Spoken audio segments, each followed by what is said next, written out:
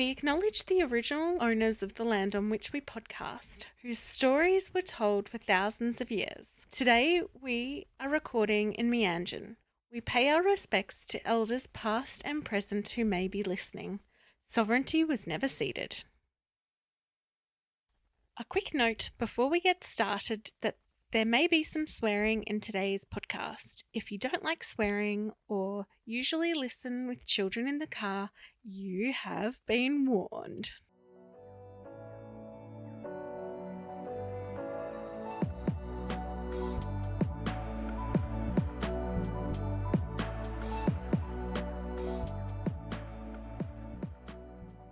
You're listening to What in the NDIS Now, a podcast where I, Hannah Redford, and my friend Sam Rosenbaum interview participants and providers about all things NDIS. Hey, welcome to today's episode. Today we have on the podcast Cindy. Welcome, Cindy. How are you? I'm good, thank you. How are you? I'm really good. I'm excited that you're here. So our first question, as always, is where did you grow up? I grew up on the south coast of New South Wales in a little teeny tiny town called Dalmeny, which is near Bateman's Bay, and I lived there until I was 19. And then where did you go after that? I went from there, and when I started working full-time in disability, I moved to Canberra, where I lived up until December last year. So I lived there for about 23 years and made the probably best move I've ever made in my life, moving to Queensland. And we're never leaving, ever. There's no snow here. No, there's no snow here. I was in Canberra a couple of weeks ago. I think it was 26 degrees up here, and I got up in the morning and had to spend 20 minutes defrosting my windshield because of the ice, and I don't miss that. No. At all. And I'm never moving back there again. So what got you into the disability sector?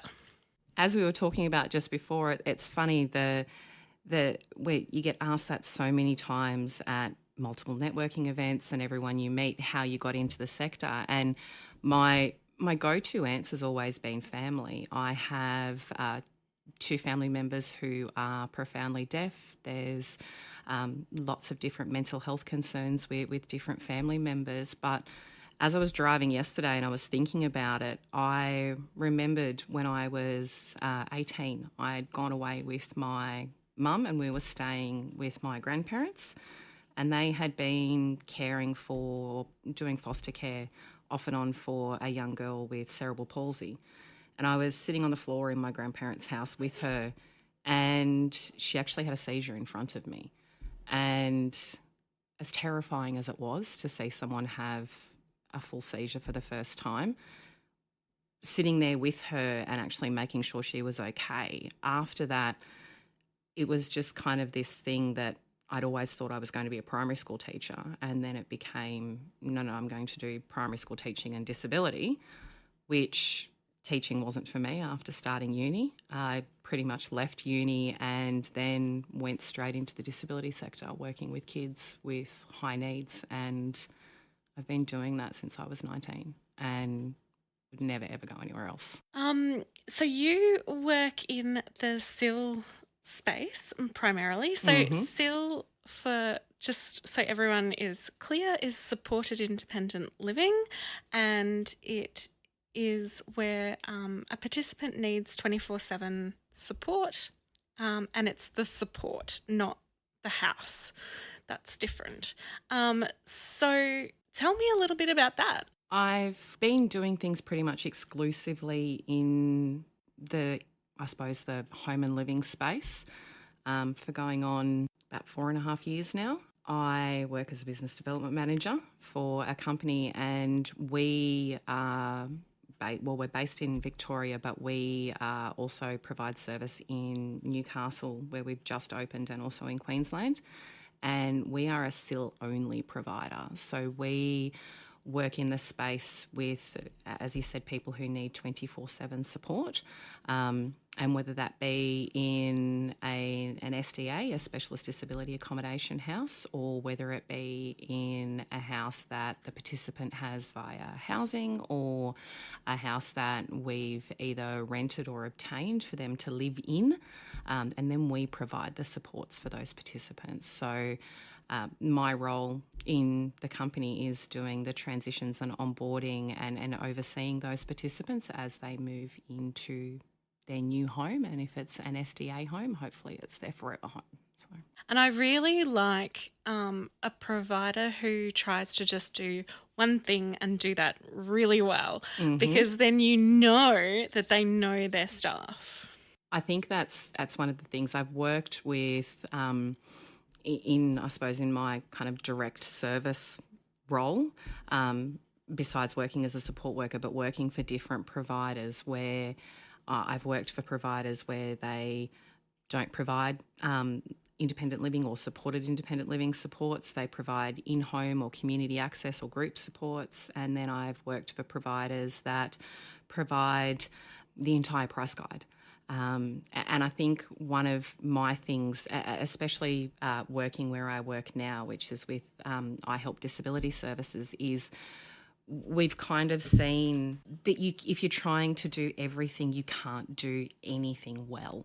And my kind of background and space in the sector is the complex space. I think my ideal participant is the more complex, the better. It's the participants that seem to kind of float around for a while until they find a provider that can take them.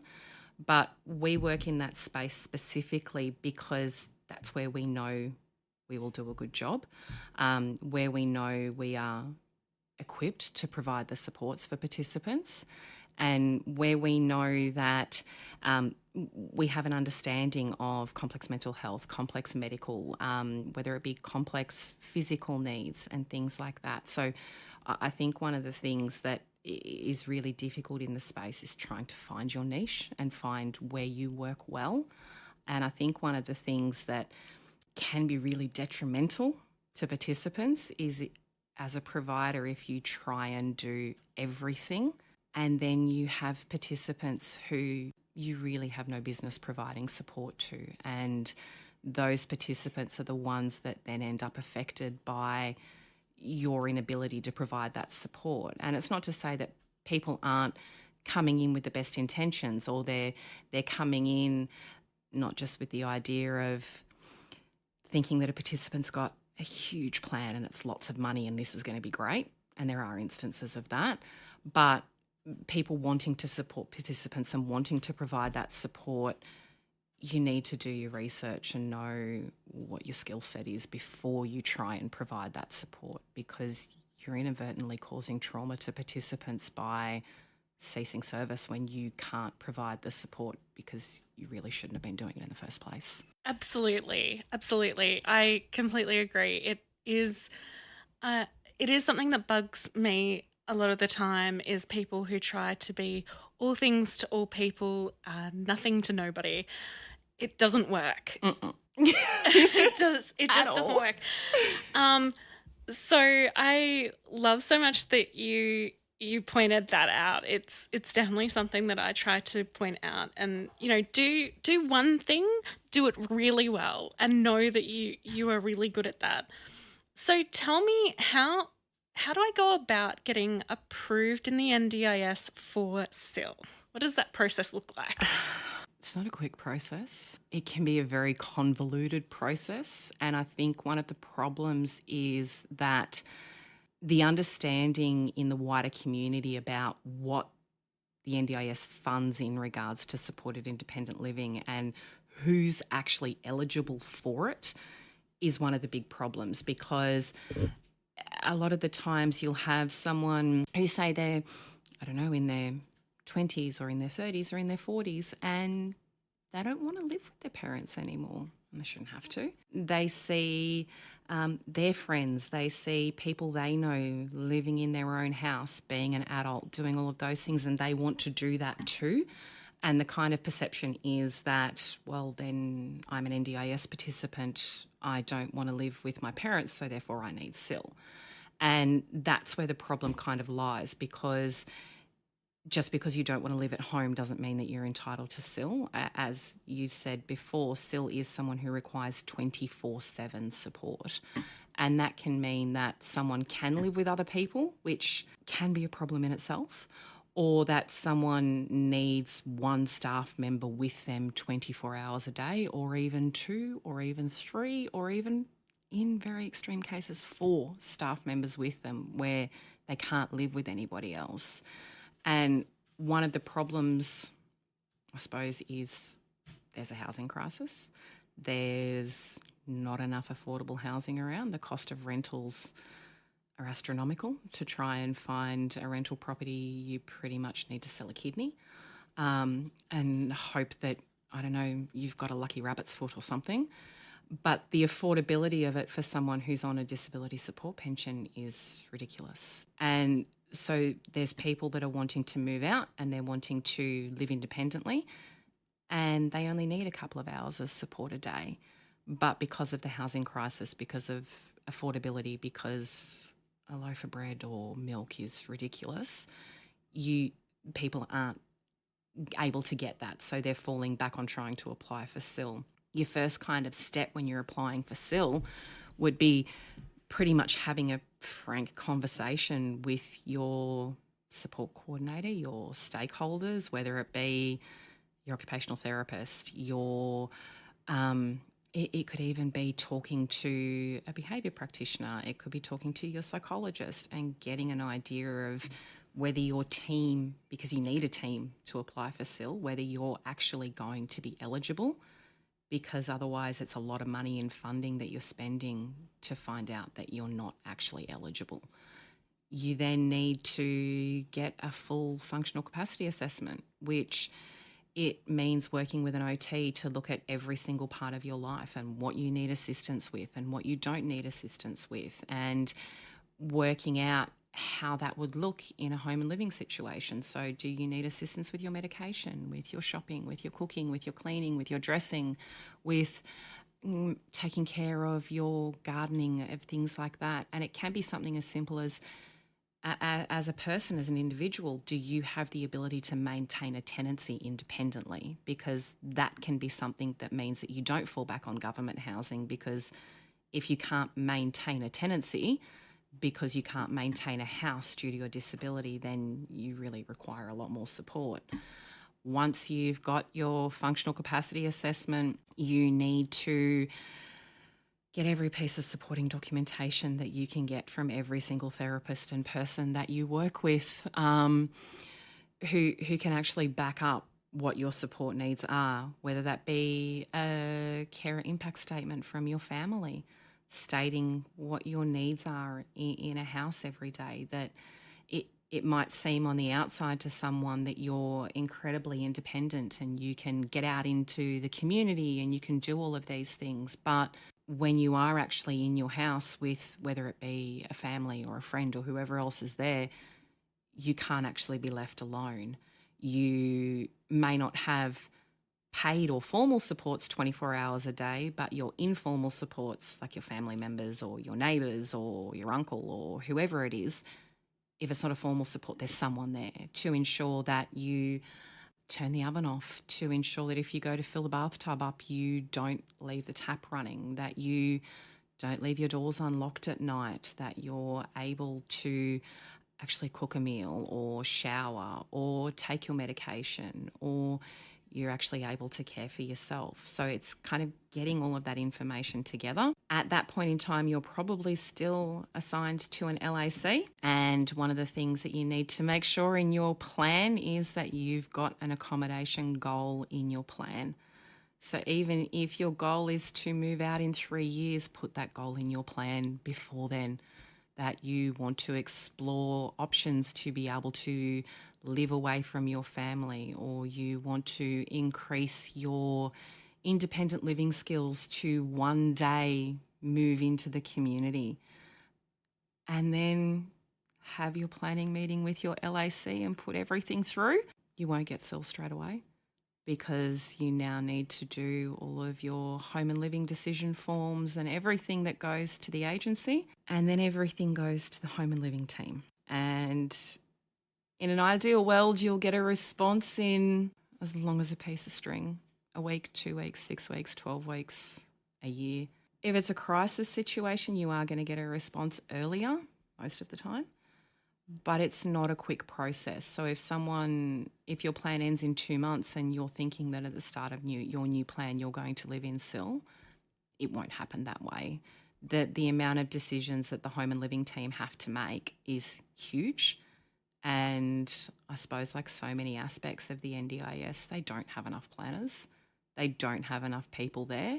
And unfortunately, if you have a lot of information and a lot of reports, sometimes it's just not read, and you have to prepare that you're going to be knocked back the first time.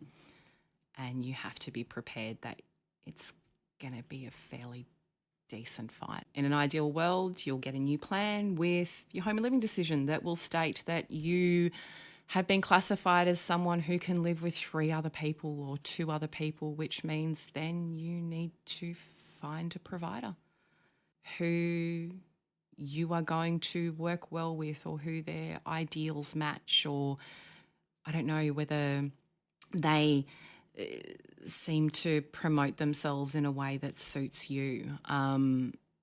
Every provider is going to tell you that they are a participant-focused, values-based, ethical organisation who will do everything. Every provider should be values-based, participant-focused and ethical. Having that as a catchphrase is not really something that should be a selling point. It's more going, I really like this person that I've met. We seem to get along. The house that they've shown me has people who don't have to have the same disability as you, don't have to be the same age as you, don't have to, I don't know, be the same sex as you or anything like that. It's more about going, I'm a 26-year-old male and my favourite things to do are, I'll use a previous example, listen to country music, crochet small animals and cook Chinese food. And this house has a 45-year-old woman who absolutely loves Dolly Parton and Luke Combs, and she has an Asian heritage and she loves to teach people how to cook. She doesn't crochet, but I'm going to teach her. And you get along. There's so many houses where you go, here's 4 25-year-olds who all have level 2 autism, who absolutely hate each other and do nothing together. And it's a hot mess. It's about looking for providers who won't force you to eat the same meals as everybody else, or who won't say that everyone has to be up at 7 a.m. because that's when our morning staff start and you must be showered and dressed by 7:27. And on Wednesdays we have pizza and go bowling because bowling sucks and it's not an activity that everybody should be doing. You've got to find someone that matches, and then you make sure it's someone who fits with you, and then you move in. That's the way it should go, and it doesn't. Yeah, in an ideal world. So I love so many things about what you just said. Do you like to bowl? That was a great spiel.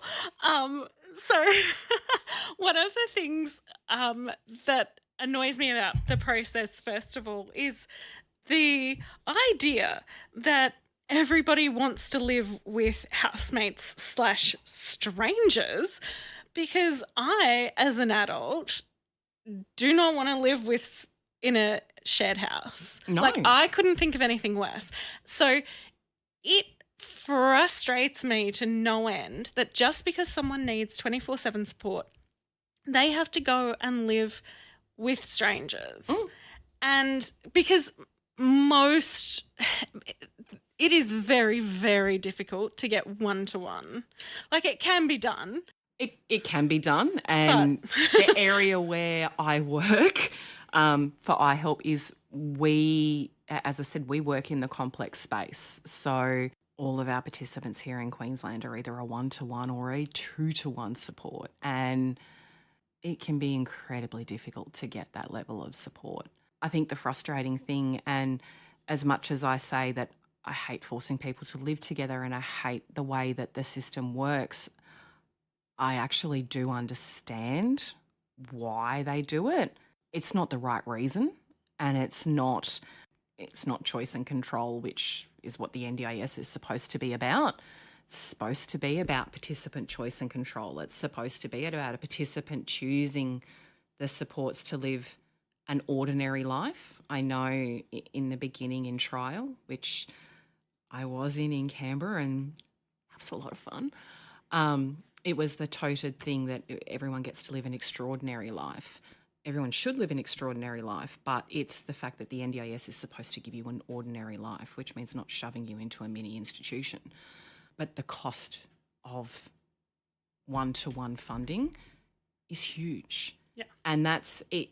It's really, really bad that it comes down to money. But unfortunately, to give every single person 1-to-1 funding, the NDIS would be so financially unsustainable. Like, I understand that support workers need to be paid, providers need to be paid, and all of that. And it is expensive to run a group home. It is. But the reason I believe that they don't do it is because of the cost. Putting someone in a 1-to-3 house, and this is just quoting figures that for different plans and things, putting someone in a 1-to-3 house who doesn't need any 1-to-1 supports, but requires someone to be there with them, it's anywhere from, depending on how much community participation they get, which in all honesty will be bugger all, is anywhere from 200,000 to 300,000. Giving someone 1-to-1 support 24 hours a day, 7 days a week, $550,000, $600,000, $700,000. It unfortunately comes down to cost, which is bullshit in a way, but it kind of is the way that it is. I don't like it, but that's the really crappy thing about it. Yeah. What are some of the pitfalls to avoid, like some of the wording to avoid in reports specifically for SIL? Because I think when I've heard you talk previously, you've had some really good tips about what to put in, and I think a lot of the time when I read reports, what to leave out. Do not write. Well, because so many people don't get those tips. So, yeah. I think one of the things with your team of people who are writing reports for you to move into SIL is that when you're working with, I suppose one of the things with people is you're wanting to talk about someone's positives and someone's things they can do and the way that they can do things for themselves. But unfortunately, the NDIS, to ensure that you've got funding, it's not celebrating someone's achievements, it's talking about their deficits and what they can't do. And it's a really crappy way to look at someone. And I've said this to people that you don't want to sit there with an OT or with a planner and talk about how fantastic Bob is and what Bob can do for themselves, because you're doing yourselves a disservice. Talk about that with your therapist outside of your planning meeting. Talk about that with your friends and celebrate your achievements there. But in a planning meeting and in a report, they do want to know what you can do. As horrible as it is, they don't care about the things that you do well. They care about the things that you can't do. And it's ensuring that your reports are written that way. It's not to say that everything needs to be doom and gloom, but it's giving a true representation. So if you've got an occupational therapist who is an amazing occupational therapist who can go through, who is assisting you to be able to learn the skills to map your day out and to be able to operate a washing machine or develop some executive functioning and plan ahead. That's fantastic.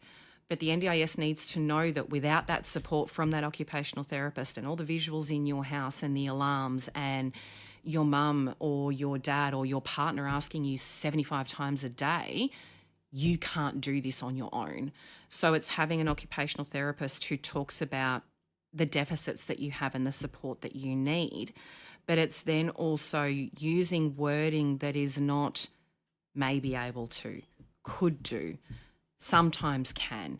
It needs to be, Bob can't do this without formal support. Bob won't be able to do this without having a support worker there.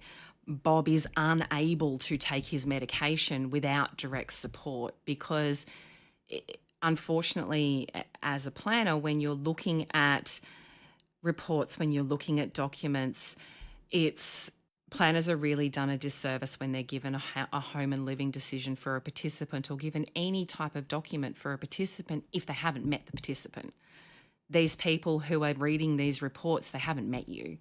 A lot of the times, your LAC should know you, should read your reports, should be the same. Another tangent. But it's those kinds of things. These people haven't met you, the people who are making the final decisions, especially if you're someone who's looking for that one-to-one support. They're looking for the words that say can do, is able to, this may help, this could be an option, because in their eyes they're like, right, we don't need to fund it. The horrible thing is that they need to actually realise that a report about someone is not their whole life. They need to look at every part of it and ask questions, and you need to have those documents. I've had instances where I've looked at OT reports and an OT report said that Bob had formal support for 6 hours a day, and that Bob had this support 5 days a week or 6 days a week or things like that. And Bob, with that support, was engaged in the community and doing all of this, and Bob lived with mum and dad. And I said to the OT, if you submit this, you are going to be knocked back. And the OT didn't know me. It was the first time I'd worked with them. And the OT, unfortunately, was in that mind space that they're an allied health professional. I'm just a salesperson or whatever else. I don't know what I'm talking about. And they submitted it, and the participant was knocked back. The problem was what wasn't put in Bob's functional capacity assessment was that Bob has formal supports for 6 hours a day, but Bob's mum or dad for the other 18 hours a day is never more than another room away. They're always there because Bob can't do things on his own without intense support. And when it came back, I was nice. I didn't say I told you so. I did eventually, once I got to know them better. And I actually said to the OT, would you mind if I made some notes on how you could improve your report? And what I said to the OT is, I'm not changing what you're saying, or I'm not making what you're saying is a lie. You're coming at this from a clinical perspective. I'm coming at this from a funding perspective. And so I pretty much rewrote the functional capacity assessment, and I presented it to the OT. And the OT said to me, this isn't going to make a difference. You haven't really done anything. And we resubmitted it because the planner actually said, if you can resubmit this, we will relook at it. So we were very lucky that it didn't get formally done, but they said, you're not going to get this. And lo and behold, participant was approved for SIL with the budget that they needed. First off, the OT and I are now actually quite good friends. And she will ask me to look at reports and tell me to be honest and tell her what's shit and what's not. And I think that's the problem, is we have OTs who are writing reports and they're doing things for participants and trying to get things in place and celebrate their achievements. But as a team of stakeholders, we all kind of need to work collaboratively and go, hey, how about if we maybe change some of the wording or maybe do this or do that? And that's a lot of the stuff that I spend my time doing, and trying not to make enemies of people whose reports I'm asking to change. Yeah, I think that's a huge difference between sort of us support coordinators and people in your position who we actually read a variety of different OT reports. So we sort of understand the gamut of different ways and means that people, different OTs do this, or physios or speechies, whatever. And so when we suggest, oh, can you change this bit or that bit, it's not because we're being annoying or narky. It's because what we know from our perspective is what has gotten through and what has definitely not gotten through, because this is not our first rodeo. No. And I spent 2.5 years as an LAC reading OT reports, reading physio reports, helping people in the ACT, which is a very, very, very different LAC space to Queensland, where you, as LACs, work their backsides off. They get a bad rap, but they absolutely work their backsides off. And you literally, I know in my case, we were doing on average 10 plans a week, and we were going through report after report after report, and you know what's going to get through. You know what is required. And it's not about being dodgy. It's not about rorting the system. It's not about anything like that. It's about using the system for what it was intended and providing the information to justify and back it up. You can make most things meet reasonable and necessary criteria. I've had competitions to see what we can make meet reasonable and necessary criteria when the government system would go down all the time. So it's about being able to back it up with proof and back it up with documentation. And if you've got someone who's got experience, who's willing to share that experience with you and say, hey, you can change these 2 words, use it.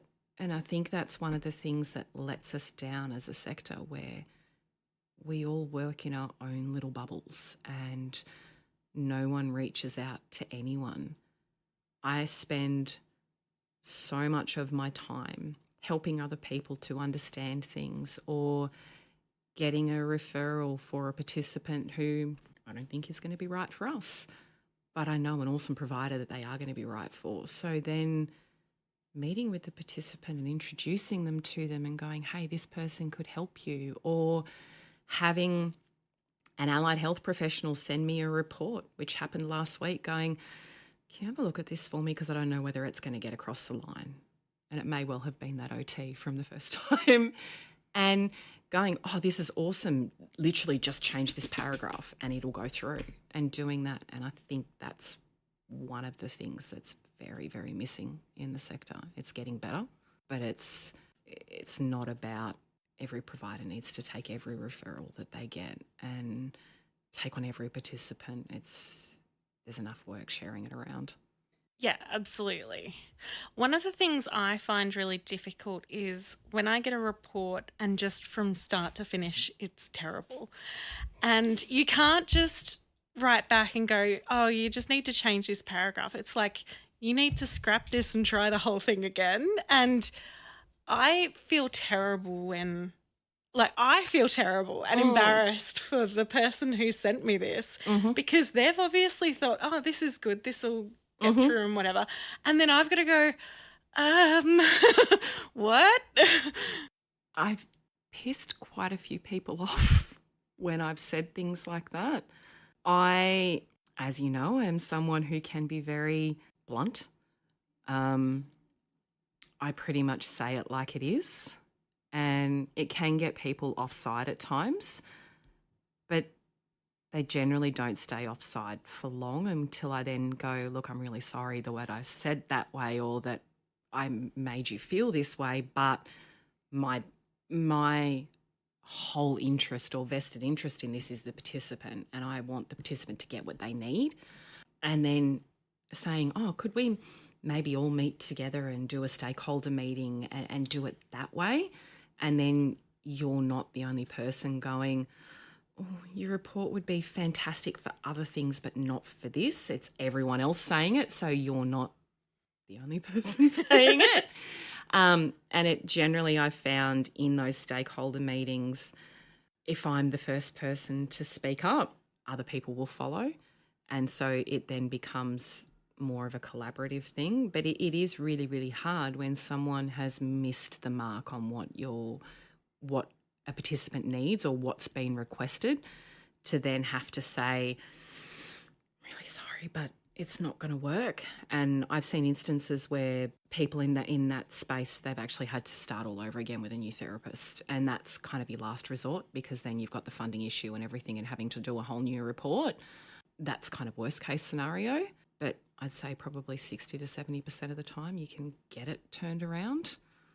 It's just a little bit uncomfortable while you start the process. Yeah, absolutely. You've had experience where SIL providers have all of a sudden decided to cease services quite quickly. Mm-hmm.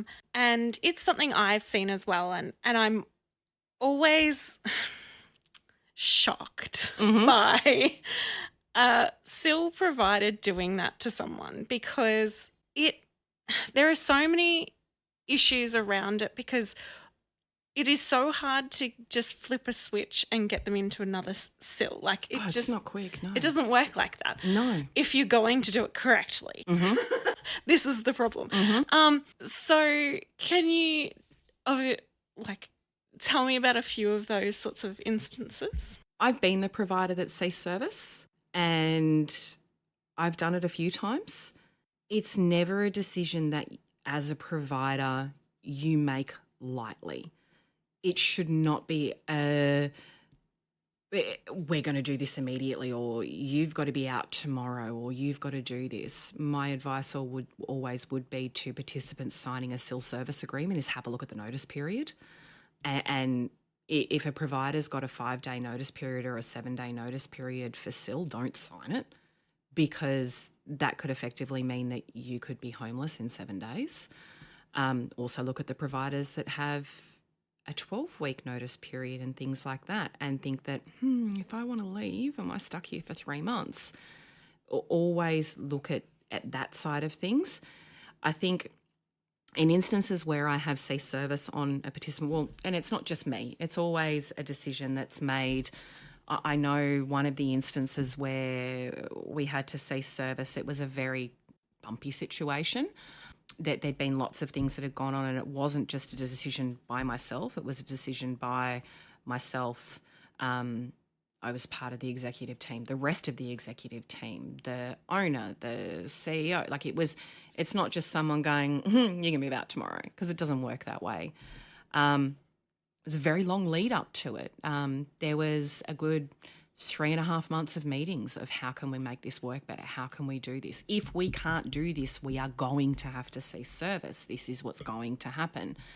And then in this instance, the participant had 8 weeks. And there's always that option that if the participant finds somewhere sooner, that you let them out of the service agreement. You can't charge if you're not providing the support anyway, or ethically you shouldn't. But you be a part of a transition to another provider. You don't just leave them high and dry and go toodles, because it's not right.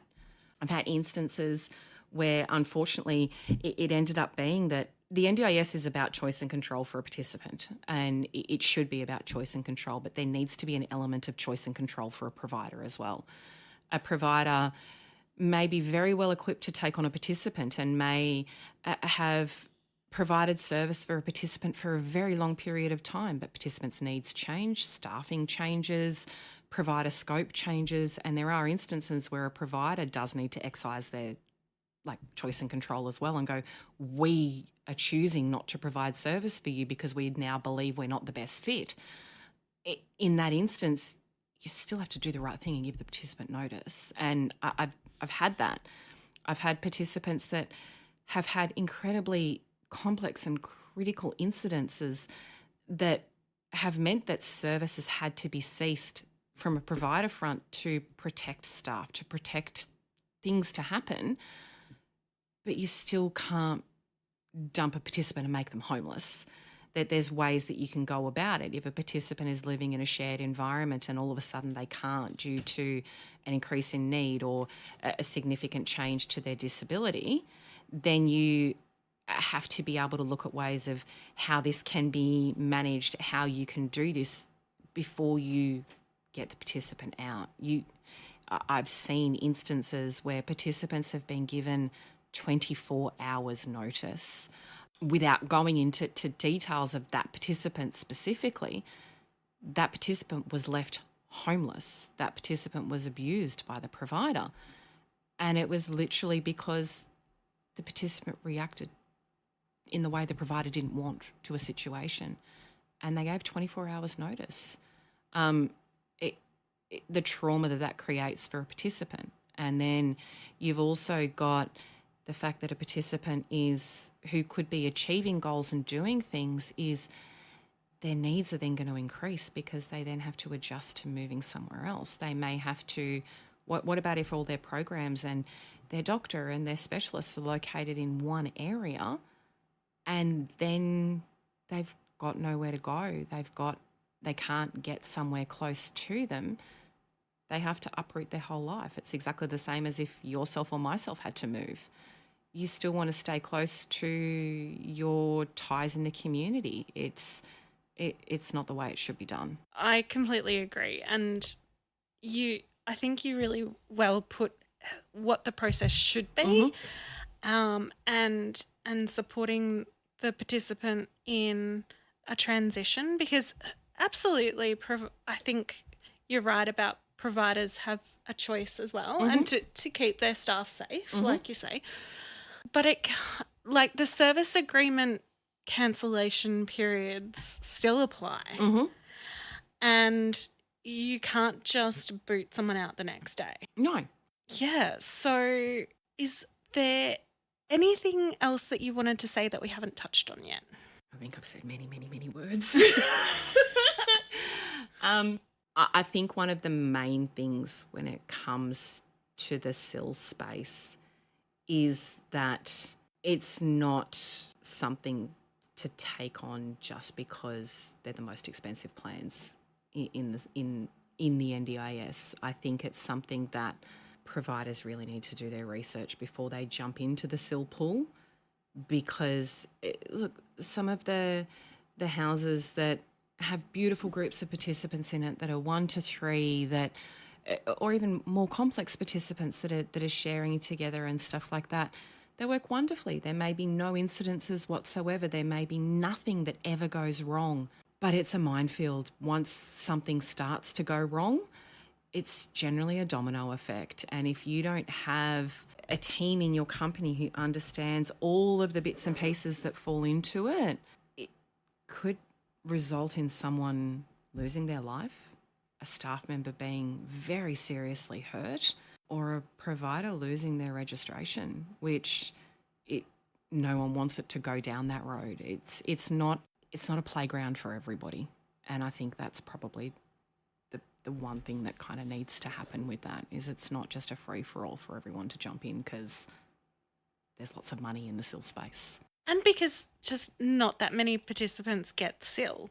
So if everyone keeps jumping in and going, oh, that's where the money is, there's not actually the participants to fill those vacancies. No, and you see, I'm a part of, I counted them the other day, I think about 75 different NDIS groups on Facebook.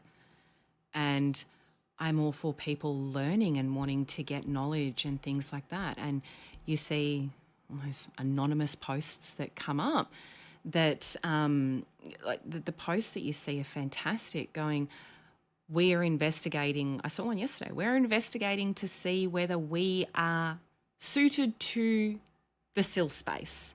We want to find if there are any, if there are any learning platforms or any things like that. And that's fantastic that before someone jumps in, they want to do that. If a provider's coming into the SIL space, don't just make that the first thing you ever do. I know with iHelp, before we jumped into the SIL or providing SIL in other people's SDAs, which is the way that it should be, that we did home and community support. We did group programs. We made sure that our policies and our ability to handle complex participants and our ability to work in the NDIS space, we made sure our foundations were solid for a good couple of years before we jumped into the SIL space. You don't jump in and go, I'm going to go and buy a house and I'm going to fill it with 5 participants who are all this and all that. And I think that's one of the biggest things that needs to change. And it's the same as I'm going to build an SDA house and I'm only going to take people with the highest level of funding and I'm going to put 4 of those people in one house. No. Yeah, particularly that one where, 4 high physical support people in one house. I said to someone one day, so hang on a second, how does the support worker, help get like everyone showered or toileted in the morning? Like, how does this work? And what if your choice is like Fred's choice is to get up at 7, but Bob's choice is to get up at 10. Oh, you can't do that. No, that doesn't work. Like, you've got, or if just by chance everyone does want to get up at 7 or 10 or something, like, and it blows my mind that people don't seem to connect those two issues together. People see the funding side of things and go, ooh, a high physical support participant. And look, thank goodness for the changes in the SDA prices. There's not as much of a discrepancy between your improved livability, your fully accessible and your high physical supports. Don't get me started on someone's a one-to-one robust, but someone's been funded shared robust supports, but their NDIS SIL supports are one-to-one because they can't live with anybody else. That is a bang head on table moment. I think one of the things with the high physical support, and many, many years ago in the era of block funding, I worked in what would effectively be a high physical support house now. We had 5 participants in that house and we had 4 staff members on from 6 a.m. until 8 p.m. at night and 2 overnight. And it was horrible of a morning. It was a production line. And when I say high physical, like high complex support, we had in like the things that we used to do as support workers then, that we were trained and accredited. Mind you, we were accredited to do them. We weren't just hacks running around doing things, but we were doing pressure area care. We were doing peg, like your peg tube, your cleaning, your, goodness me, even changing peg tubes, checking balloon levels. We were doing bowel care. We were doing hoisting, epilepsy, suctioning, all of that. And the house that one of the houses, because I worked in quite a few houses like that, you would start work at 6 o'clock and these people were starting to get up at 20 past 6 because you'd have 2 people that had to go to day program and then you would have one person that had to be here and one person that had to be there. So effectively it became a production line and it was literally 3 hours of non-stop. Like this person's going on the toilet, this person's getting the shower, this person's getting a suppository, and then they've only got 15 minutes to have a bowel movement because then we've got to do this and then we've got to do that. It doesn't work that way. And a 4-bedroom or a high physical support house that can have 3 participants in it, high physical support, you're generally looking at participants in wheelchairs. You're generally looking at participants who need a lot of support. If each one of those participants has 2 staff members for a transfer, which is fairly standard if it's a complex transfer, how are you going to fit 3 participants in the morning with their own lots of 2 staff. So you've got 2 staff for Bob, 2 staff for Fred, 2 staff for Mavis, and then Bob, Fred and Mavis. That's 9 people in a house. It's like sardines in a can. It doesn't work that way. No. Yeah, and including all of their equipment. And this is another thing I think is sometimes builders forget in SDA homes is we also need somewhere to store their equipment when it's not being used. Oh, look, I looked at an SDA home the other day and it was fantastic. It was originally built as a powder room in there, which wasn't required because the OOA and every other room had an ensuite and everything. And it was absolutely fantastic to have and it is a high physical support house, but it was absolutely fantastic to be there with the SDA, I suppose the SDA management company, and to hear the woman that I was there with saying, this is not a powder room, this is a storeroom. The amount of equipment that is going to be required in this house, this is a perfect storeroom. And to actually hear an SDA provider, and I absolutely adore that company for the fact that they're actually thinking that. And the wardrobes in the house are huge. There's like, it's not a matter of a participant going, you've got 2 shelves here, let's put all of your worldly belongings on 2 shelves and shove it in boxes in the garage.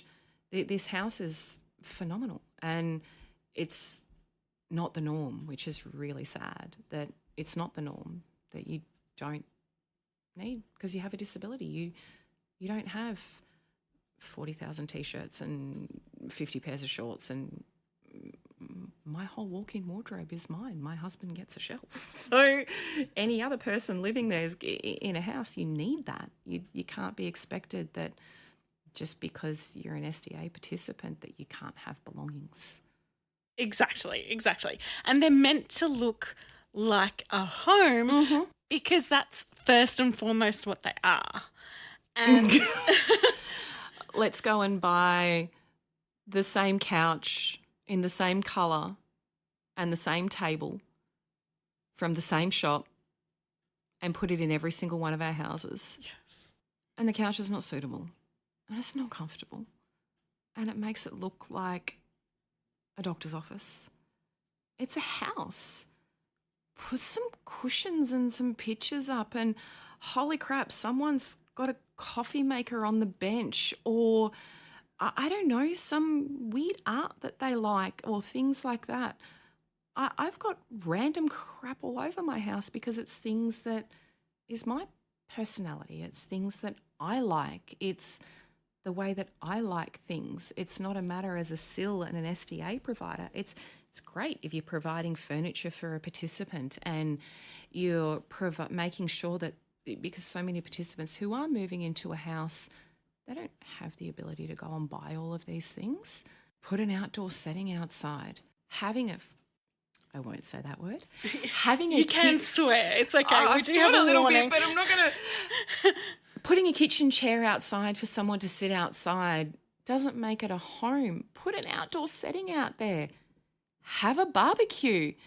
Participants want their friends to come over. They actually want to feel like, as you said, it's their home. It's not a sterile environment. Like I understand that, and you have to in a SIL home. You've still got to have your emergency evacuation plan, like all the freaking signs that you had to have up for COVID. Like there was things that you have to have.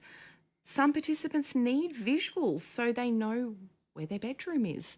They know this is Bob's bedroom, not Mavis. So Mavis doesn't go and try and get into Bob's bed because she doesn't realise. Like, that's fine. But if you've got to have nameplates on a door, please don't just print up and laminate stuff. Actually get nice name tags or do things like that. It's a home. It's so sad when you look online and you see every single SIL provider or a SIL provider in every single one of their house looks like a cheap IKEA catalogue with no personality or anything like that. Like, I don't have... I've done SIL homes where I can't keep a plant alive to save myself. I kill air plants. I'm not allowed to even touch any of our plants at home. put some plastic ones, do something, make it look like a normal house, not a little hospital room. I'm opinionated. No, because you are absolutely right. Absolutely right. And I completely agree, because it is something that is very annoying to me. So I love that you have said that. So our last question of the podcast is, in your ideal world, what would the future of the NDIS look like?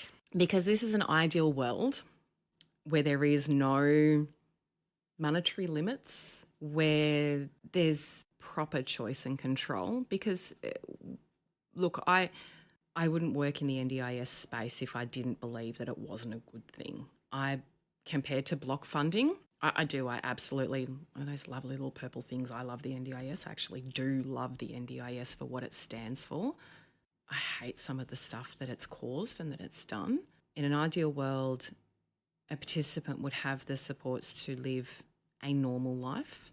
And that means that if someone needs to move out of their family home or things like that, they get the support they need, whether that be in a housing property that they need or in a SIL home, and they're not forced to live with people that they don't like. Their houses look like homes. They can have visitors over. A participant can live in a SIL home and still be able to have an adult relationship with someone. And not sex in a shared house. Cindy. I'm sorry, in any other share house, if you've got a bunch of people living in their 20s, or in their 50s. Hang on, even in their 60s, people have natural needs. They want to be able to have a physical, a sexual, an emotional relationship if they have ability to give informed consent and it's not a risk to them. The same as any other share house. No one wants to hear what you're doing in your bedroom, whether that be that your boyfriend's over or your girlfriend or whoever's over for the night, or whether your favourite thing to do is yodel at 3 a.m. No one wants to hear you yodel. No one wants to hear you doing other things, but people should have that option. I'm a very, very big believer in that, and it's the way it should be, because if I want to do that, I can do that in my own home, so why shouldn't someone else? In an ideal world, people get to live on their own. They have the supports that they need. In an ideal world, everyone putting in a change of situation because all of a sudden your family member who's been providing your support for 20 years has passed away. You don't end up in hospital for 16 months because the NDIS can't pull their finger out and approve a plan.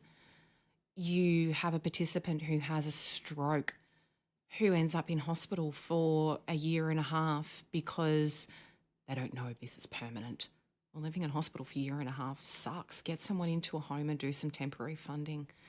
In an ideal world, someone who has turned 65 doesn't get shoved into a nursing home just because their needs change after the age of 65.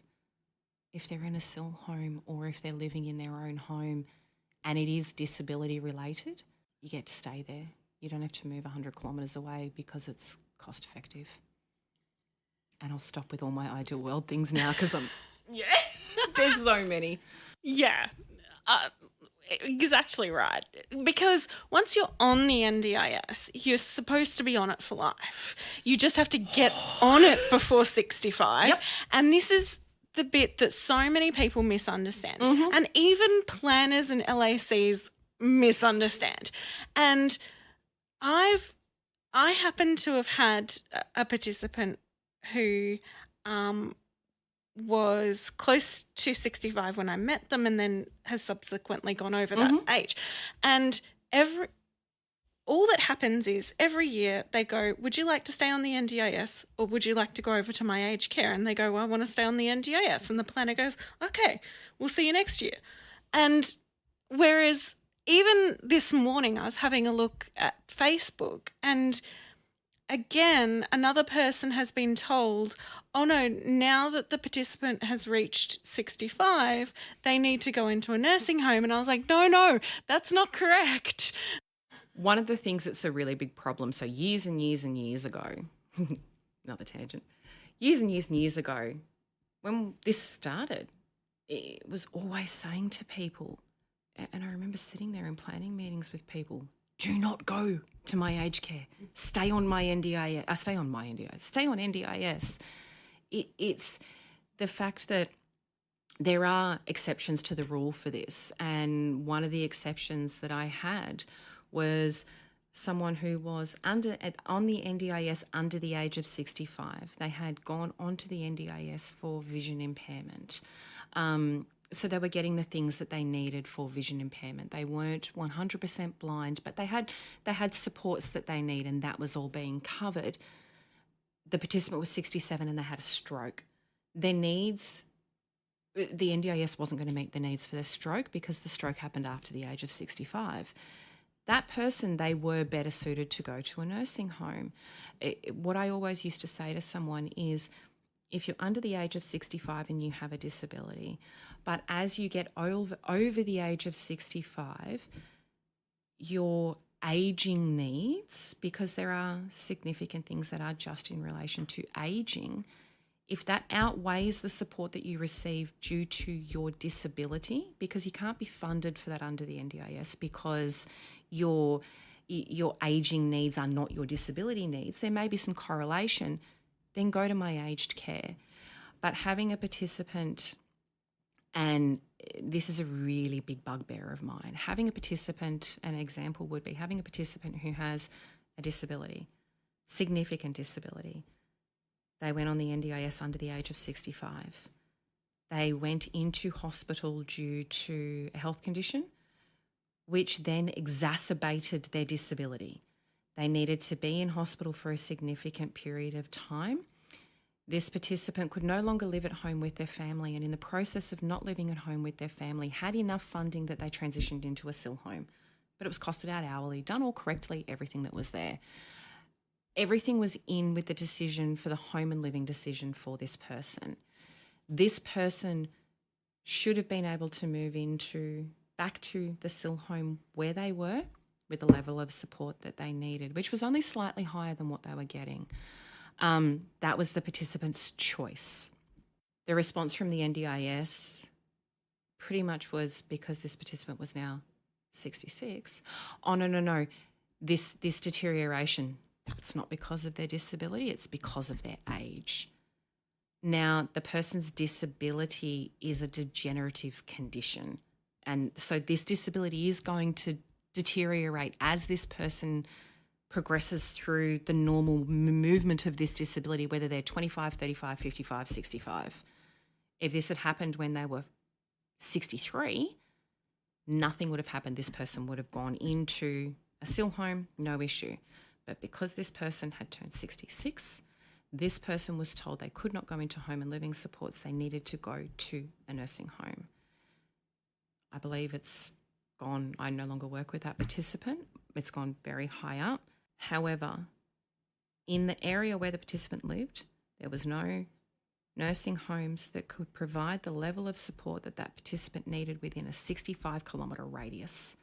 So if this person was going to move into a nursing home, this person was going to have to move more than 65 kilometres away from their family, from their support team, from everything.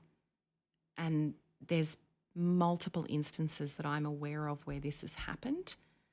And it's like what we seem to be doing is we're doing everything we can to get younger people out of aged care, which is fantastic, and it needs to happen. But we're getting all the younger people out of aged care to put the people that are 65 and one day in. So we're literally swapping the two of them over.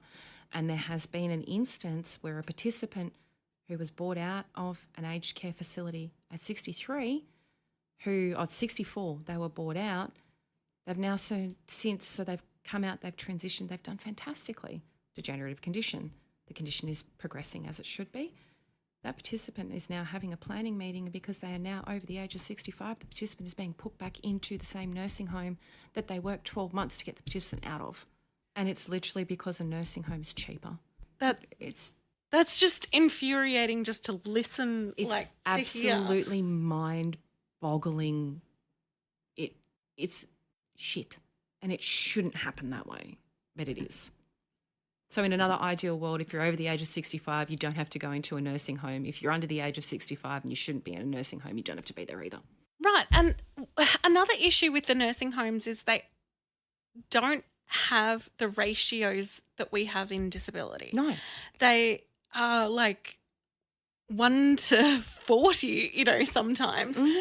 And if someone already had a baseline disability Mm-hmm. of a disability and then they age and they go into a nursing home, they're not then going to get 1-to-1. That's not how that works. But they will fund community and social participation inside the nursing home. So they're still in that 1 to 40 ratio where it's the same thing. Everyone's got to have their suppository and their meds by 6:26 and your breakfast by 7:07, and then you go back and sit in your room by yourself. And look, there are some amazing nursing homes out there that do wonderful things.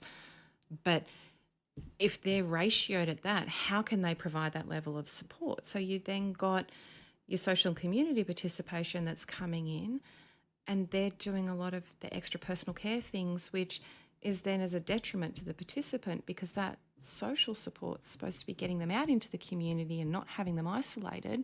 But because the nursing home is so stretched, because they're having people with disabilities come in there with higher care levels, not to mention all of the elderly people who've got higher care levels, it means that you've got the NDIS workers who are supposed to be doing things in the community with the participant jumping in to assist with the stuff that the nursing home, for their own faults for their system, can't do as well. So it makes no sense, because by rights, the participant's getting the funding for my aged care. They're getting the funding from NDIS still, because they're not going off completely. It's just the NDIS is funding the nursing home. Why not just leave them where they were? Yeah, exactly. The amount of people who are ageing and are put into a nursing home who still, just because their bodies are failing them, their mind's not. If they're in that environment, their minds then start to fail, and then everything else falls apart. And it's not a nice place. And it's if you don't need to be there, you shouldn't be there. No, exactly. Absolutely. Well, thank you so much for coming on to the podcast. Thank you for having me. I really appreciate your perspective, and I love your passion.